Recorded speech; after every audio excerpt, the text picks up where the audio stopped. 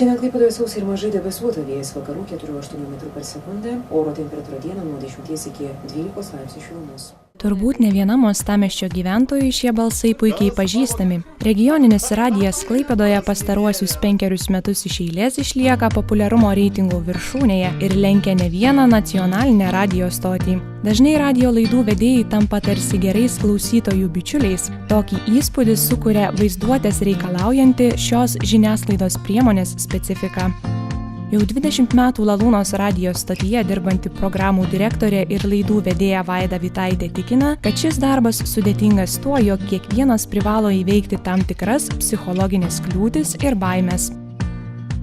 Tie, kurie ateina nuo pat pradžių ir pradeda žengti tik tai pirmosius žingsnius radijuje ir, sakykime, prisiminus save pačioje pradžioje, tai turbūt yra sunkiausia tai, kad tu suvoki, jog kiekvienas tavo pasakytas žodis yra išgirstas ir kad tu kalbi ne su savim ir ne savo, o tu kalbi viešai ir visą tai, ką tu pasakai, išeina į viešumą.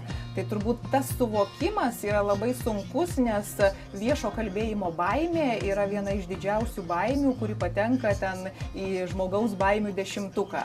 Žmogui dažniausiai būna sunku perlipti tą psichologinį barjerą, tą suvokimą, kad mane girdi, manęs klauso, aš negaliu nusišnekėti. Tai kai tą barjerą peržengi, tai turbūt nieko čia baisaus ir nebelieka. Pasak pašnekovės, radijuje gali dirbti toli gražu ne kiekvienas. Įvardydama visus reikalavimus radijo žurnalistui, ji pabrėžia, jog čia svarbiausia noras dirbti ir tobulėti. Visuomet sakau, kad pirmiausia reikia noro, didelio noro. Paskui po to turbūt reikia smalsumo, žingeidumo, norėjimo žinoti ir sužinoti ir tomis žiniomis pasidalinti. Tai čia, sakykime, tokios tos vidinės savybės, o tos, kurios jau girdimos radijuje, tai aišku, dikcija, balso tembras malonus, mokėjimas sklandžiai kalbėti, reikšti mintis, platus žodynas, kad žodžių kalbant tau nepritrūktų. Nepaisant to, kad jaunų žurnalistų perspektyvos Klaipėdoje nėra tokios didelės kaip sostinėje, talentingų žmonių čia netrūksta.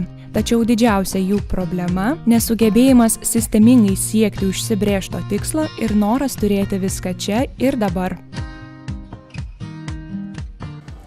Aš sakyčiau, kad trūksta darbščių žmonių, nes viskas pirmiausia prasideda nuo noro ir nuo noro, sakykime, dirbti radijuje ir nuo noro įdėti tam tikrų pastangų, kad tas tavo noras ar svajonė išsipildytų.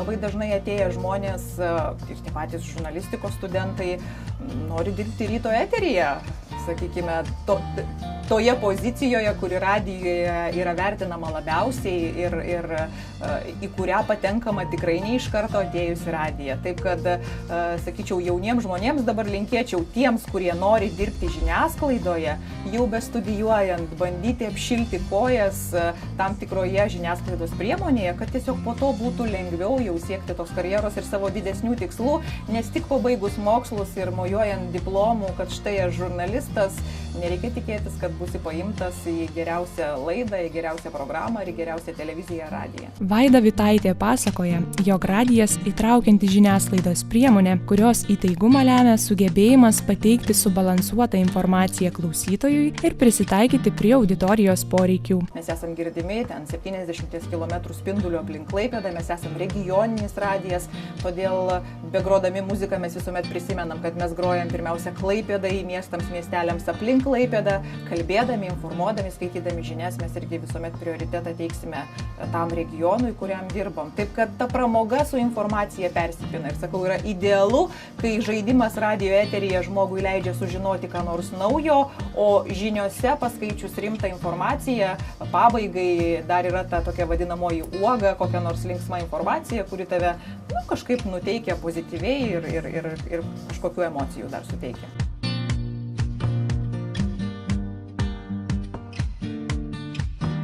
Pirmiausia, ką mes kreipiam dėmesį, tai yra žmogaus bioritmai ir žmogaus poreikiai tam tikrų pagal tam tikrą paros metą, taip sakyčiau.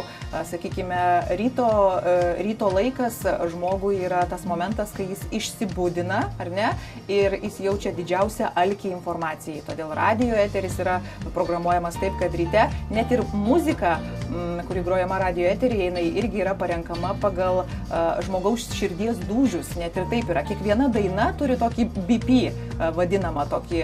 Tai yra dainos tempas, dainos ritmas. Ryto eteryje grojama visada greičiausia muzika, todėl kad tempas gyvenimo įsisuka, žmogus turi prabusti, jis turi būti žvalus. Nuo 17 iki 18 drive time'as vadinamasis, kai visi sėda automobilius ir važiuoja, tuomet irgi, sakykime, ta muzika aktyvesnė, žaidimai. Klausytojams radijo užkulsiai ir redakcinis gyvenimas lieka paslaptimi, tačiau pašnekovė prisipažįsta, jog dažnai įdomiausi įvykiai ir linksmiausi pokalbiai vyksta jau išjungus mikrofoną. Balūnas šiais metais bus 20 metų ir kai tik tai radijas kūrėsi, tuo metu mes turėjom vieną kompiuterį. Visa muzika buvo grojama iš kompaktų. Reiškia, kiekviena daina, jinai būdavo mechaniškai įdedama į grotuvą, paspaudžiamas mygtukas, užsidarydavo stalčiukas, paspaudi skaičiuką, kuri daina gros, tada pulte išvedi dainą, paspaudi mygtuką ir jį groja. Kiek mechaninių veiksmų reikėdavo atlikti. Dabar muzika pati krenta, kompiuteryje mes čia sėdim, bendraujam, radijas groja, tai reikia sudėti šaukinius, reklamą ir numatyti laikus, kada tu pasirodysi eteryje. Taip, kad tada laisvo laiko mes neturėjom daug. Tada būdavo laisvas laikas 5 minutės ilga daina. Būdavo tokių dainų, kurios trukdavo 6, pavyzdžiui, minutės. Tai buvo superinė daina, nes per ją galėdavai kažką padaryti, nes tuoj pat tau reikės groti kitą dainą ir vėl viską reikės padaryti tą patį. Dabar laiko marios. Tai pirmiausia, aišku, teisingas, geras ir doras radijo laidų vedėjas turėtų ruoštis sekančiam savo išėjimui. Bet kadangi žmogus linkęs tingėti ir kartais sakom, kad jeigu mikrofonai būtų įjungti apskritai visuomet, tai tai, kas vyksta ne eterio metu, turbūt būtų daug įdomiau negu tai, kas vyksta eterio metu. Na, bet tada turbūt ir iš teismų neišlystumėm ir įvairiausių kitokių problemų ir bėdų savo prisidarytumėm. Tiesioginėme eteryje lengva paslysti, todėl net ir didžiausi profesionalai nėra nuo to apsaugoti, o iš klaidų vėliau lieka tik pasijuokti. Blogiausias dalykas, kuris gali nutikti radijo laidų vedėjui, žmogui, kuris kalba į eterį, tai kai jis netikėtai pradeda žaksėti. Kad neatrodytų, kaip elementarus dalykas, visi mes kartais pažaksim, bet jau tada eteryje tu pasirodyti negali ir jau čia visais įmanomais būdais reikia, nežinau, kažkaip numalšinti tą žaksulį, kuris gali tiesiog imti ir nutikti. Turim tokį pavadinimą kaba juoko debesis. Tiesiog juokinga yra nerealiai, o tu turi eiti į eterį. Vakar buvo kuriozas, neišgirdau, paskambino žmogus, aš jam sakau, ką veikėt iki tol, kol paskambino į lavūną. Jisai sako, mėtau bulves į vagas, bet man pasigirdo į vazas. Ir nesuprantu, radijo eteryje tyla ir sakau, ką jūs darot? Sako, mėtau bulves. Kokias vazas jūs tas bulves mėtot? Ir aš baigiau pokalbį, taip ir nesupratusi, ką jis daro. Yra buvę, kad skaito žinias ir sakykime, sako, kad turėjo būti tekstas prisikišo į kišenes, susipynė liežuvis ir išėjo. Atsiprašau, bet pasakysiu, prisišiko į kišenes, bet tai išėjo į eterį. Tai o ką tada sakai, atsiprašau ir skaitai toliau. Tada labai būna sunku suvaldyti juoką savyje, nes ką tu pasakei ir kaip tu pasakei. Bet kažkaip susivaldom. O jeigu nesusivaldai, tai bet kokiu atveju gali pasakyti atsiprašau ir paleisti šaukinį arba dainą.